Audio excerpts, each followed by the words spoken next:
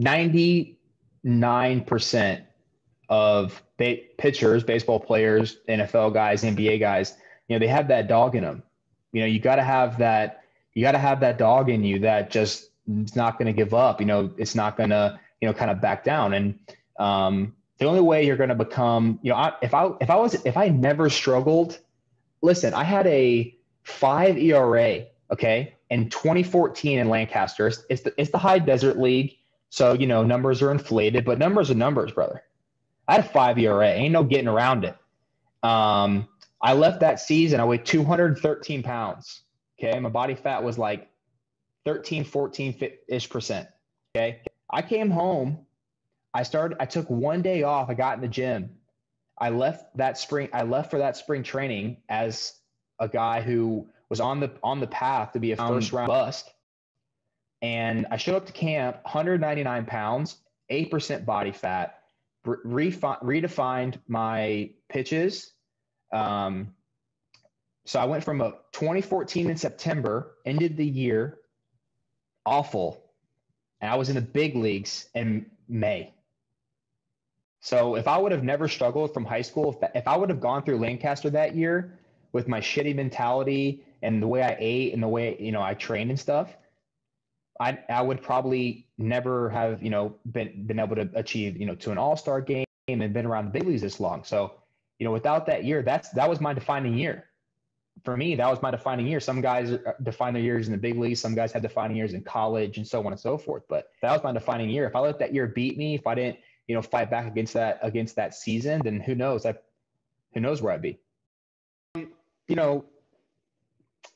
Bro, you gotta have that mental, bro. Like when I'm out there on the mound, I'm the baddest dude.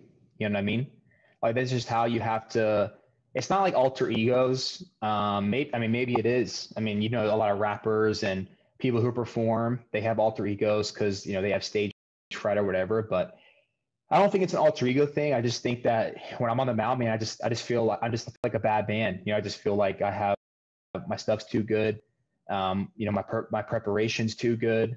I kind of check all the boxes and that preparation and staying humble during the week and not getting too high, not getting too low, continuously getting your lifts in, getting, whatever your routine is, watching your film, allows you to go out and breathe on the mound. It allows me to go out there free. Because if I fail, but I've done everything I'm supposed to do, then I just failed. I wasn't good enough that day. I can go to sleep like that. But if I fail because I was slacking off, wasn't, getting my sleep, wasn't eating right, didn't watch my film, wasn't prepared for the game, then those are the ones that eat at you.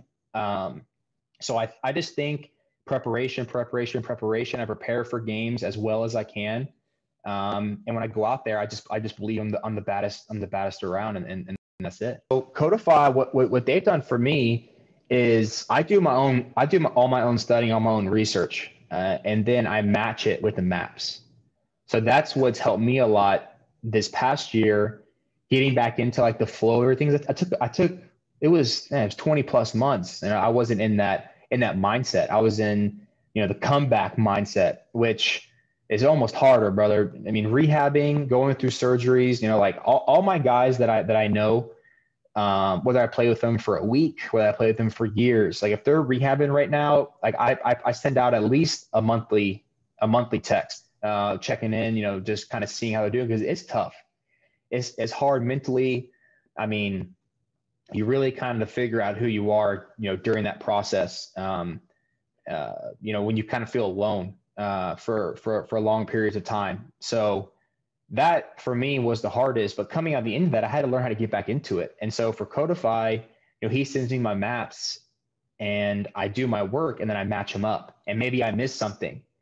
And, that just that goes into the preparation where I feel like if I execute, I will be successful. Now that's easier said than done. That's not everyone can execute. That was one of Brian McCann's big things. It was like, bro, you execute every pitch you throw, you're going to be untouchable. But in this game, these hitters are so, they're very good. You make mistakes, they make you pay. So that just goes along with how I feel like when I'm out there on the mound, that I feel like I'm going to succeed because Codify helps me, get there before I show up to the ballpark a little bit, but I think so much. And it's kind of like both. So for me with Codify, it's almost like it's like studying for a test and then asking your buddy who's like really like the smartest dude in the class to like help you study too.